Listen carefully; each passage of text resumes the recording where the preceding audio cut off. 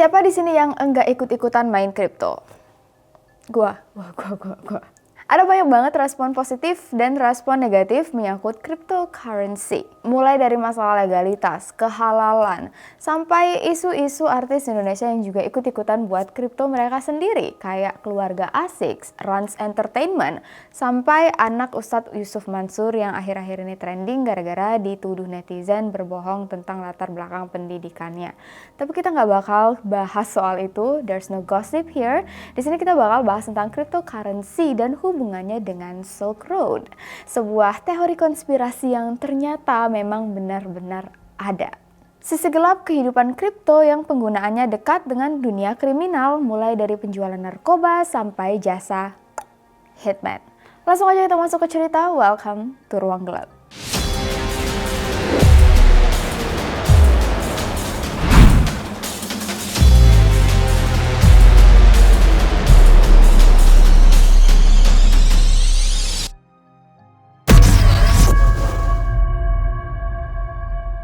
Sejak tahun 1980-an sudah ada yang namanya cryptocurrency atau mata uang internet, tapi namanya beda. Waktu itu disebut cyber currency yang didirikan oleh atau ditemukan oleh pria bernama David Chaum yang pertama kali mengembangkan protokol dan software kripto. Intinya sama, mata uang ini di dunia nyata nggak ada. Mata uang ini cuma dipakai di internet dan gak ada wujudnya. Di tahun 2008, nama kripto baru populer saat muncul Bitcoin yang memudahkan pembayaran elektronik dari satu orang ke orang lain tanpa perantara. Yang meluncurkan Bitcoin adalah Satoshi Nakamoto. Siapa itu Satoshi Nakamoto? Misterius.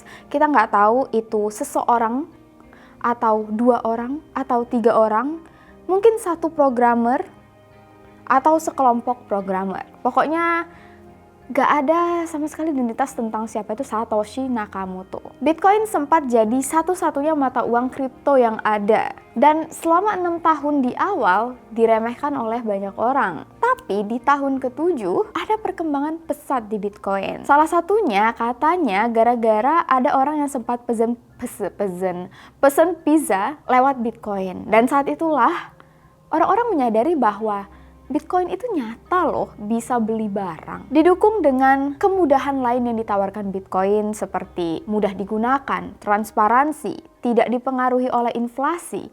Ada potensi masa depan yang besar untuk Bitcoin. Apalagi nggak ada yang namanya biaya admin. Penggunanya nggak perlu menggunakan data asli. Semuanya dilakukan online tanpa batas negara, tanpa ketentuan, dan tanpa pengawasan badan negara manapun. Jadi wajar kalau metode pembayaran ini sangat disukai oleh para kriminal dan teroris. Tercatat di tahun 2020, transaksi ilegal di kripto mencapai jumlah 10 miliar dolar. Jumlah yang sangat fantastis. Mulai dari bisnis narkoba, senjata, penipuan, konten eksplisit, penyiksaan, pemalsuan pajak, cuci uang, sampai jasa hitman. Sampai-sampai dianggap oleh Europol sebagai salah satu ancaman terbesar negara.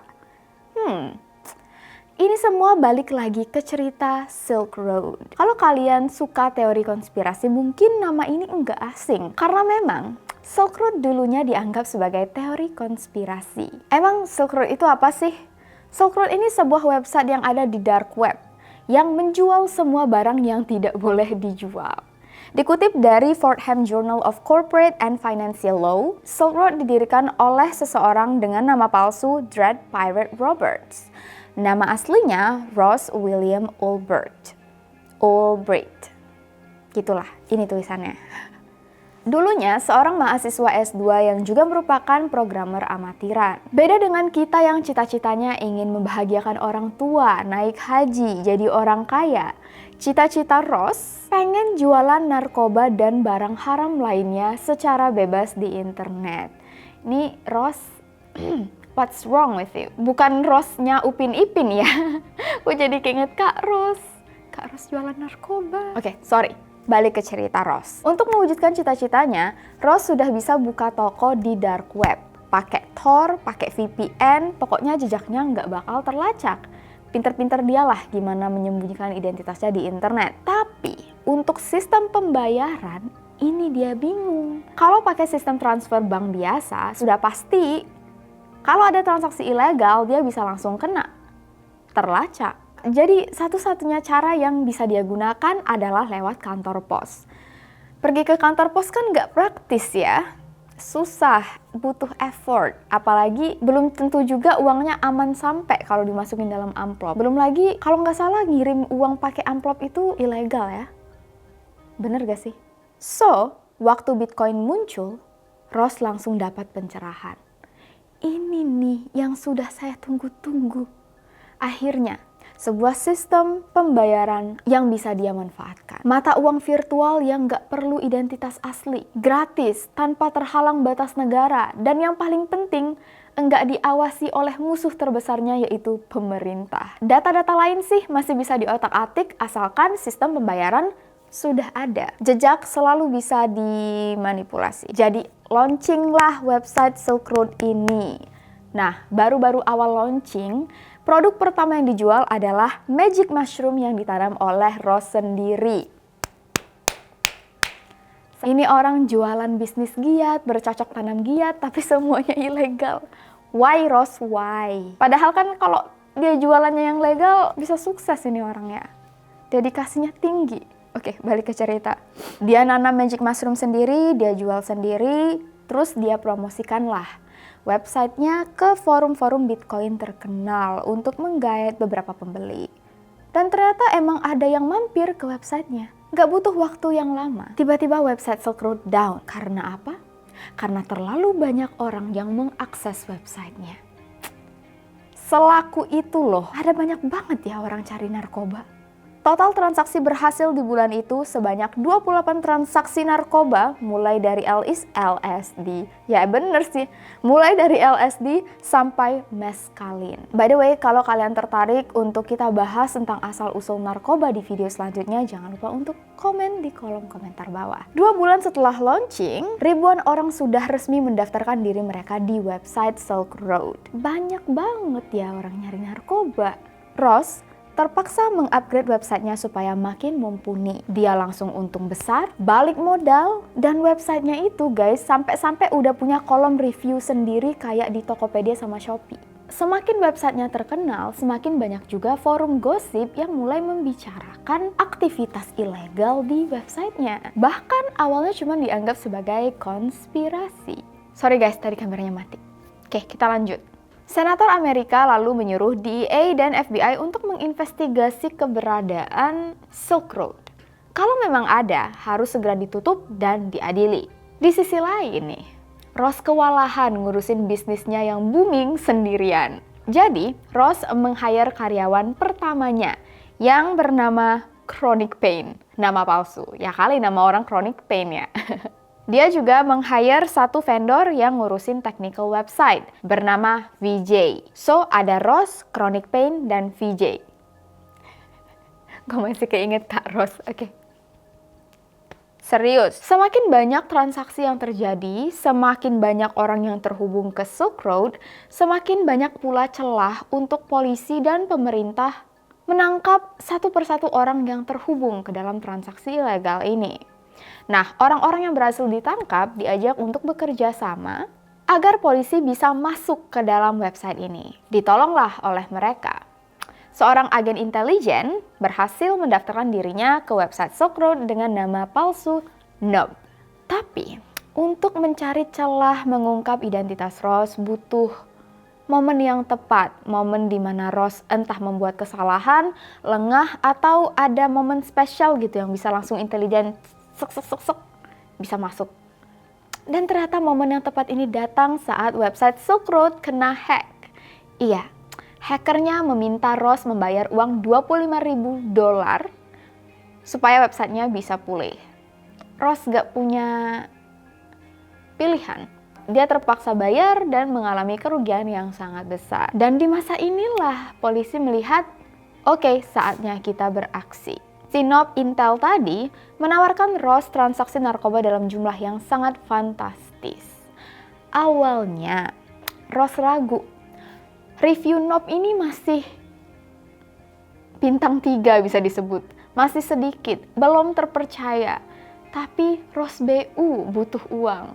Jadi mau nggak mau, Ross setuju dan melakukan transaksi. Setelah transaksi terjadi, karyawan Ross yang bernama Chronic Pain berhasil ditangkap polisi. Begitu Ross tahu dia dijebak, dia kira dengan bodohnya mengira Chronic Pain yang cepu.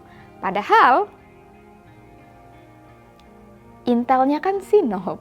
Dengan bodohnya lagi, Ross menyuruh Nob untuk membunuh Chronic Pain. Ross.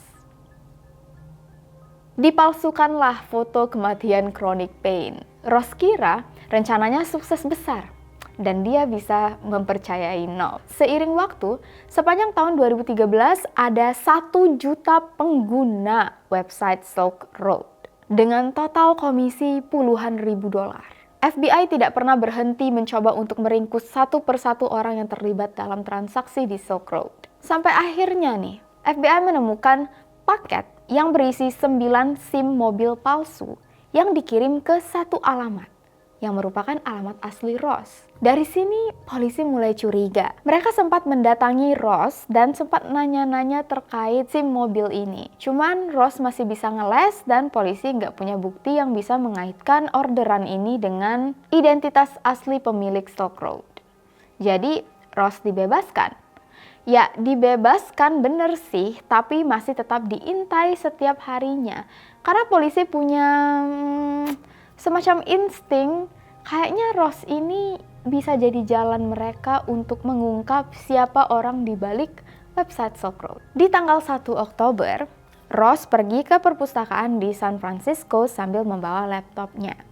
Tanpa dia ketahui, FBI masih membuntuti dari belakang. Dan polisi melihat ada kesempatan nih. Kalau memang Ross merupakan orang yang terhubung ke pemilik Silk Road, pasti di dalam laptop yang dibawa ada bukti dan jejak. Jadi polisi merancang taktik gimana caranya menjebak Ross. Ceritanya cukup panjang lah. Mereka komunikasi dengan beberapa badan-badan lain di internet. Intinya mereka berhasil menjebak Ross untuk login ke dalam Silk Road. Begitu Rob menulis passwordnya dan login ke dalam Silk Road, polisi dan FBI langsung merebut laptopnya dan mengamankan Ross. Dan dari data di dalam laptop inilah, polisi dan FBI berhasil mengamankan bukti yang kuat yang akhirnya mengungkap siapa pemilik Silk Road sebenarnya. Ross berhasil ditangkap dan diadili karena penjualan narkoba, pencucian uang, dan permintaan pembunuhan. Ingat Chronic Pain tadi? Website Silk Road langsung ditutup. Dikatakan 4% transaksi yang terjadi di Bitcoin berasal dari Silk Road. Wow, fantastis. Drama Silk Road sendiri bisa kita lihat dari sisi positif dan sisi negatif. Sisi positifnya bukan tentang perdagangan narkoba ya, tapi ini adalah bukti bahwa transaksi Bitcoin enggak seanonimus yang dikira oleh orang-orang.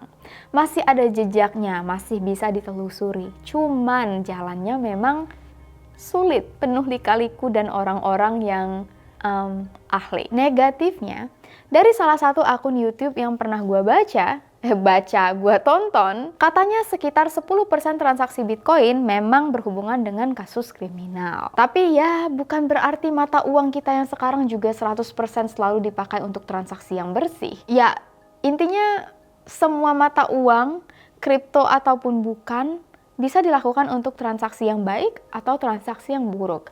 Balik lagi ke penggunanya. Speechless, jadi gini-gini doang. Kita nggak bisa selalu menyalahkan produk karena yang menggerakkannya adalah kita. Jadi semuanya balik lagi ke kebijakan masing-masing. Apakah kita mau melakukan transaksi? Kalau kita mau melakukan transaksi, apakah kita mau bertransaksi yang ilegal atau legal? Balik lagi ke manusianya. Dan sampai di situ dulu video kita kali ini. Ini sebenarnya take kedua karena tadi gue udah take pertama ternyata sound recordingnya mati. Kalau kalian pengen request topik untuk video selanjutnya, jangan lupa untuk email ke misteriruanggelap@gmail.com atau komen di kolom komentar bawah, atau DM ke Instagram Ruang Gelap, atau DM ke Instagram pribadi gua, atau DM ke Instagram editor kita Rizwan, atau kalau kalian pengen follow TikTok gua juga bisa langsung di sini. Pokoknya thank you so much udah nonton video ini. Gua udah nggak sabar pengen ketemu kalian di video berikutnya. Mudah-mudahan kalian semua sehat selalu, stay safe, take care, and stay alive.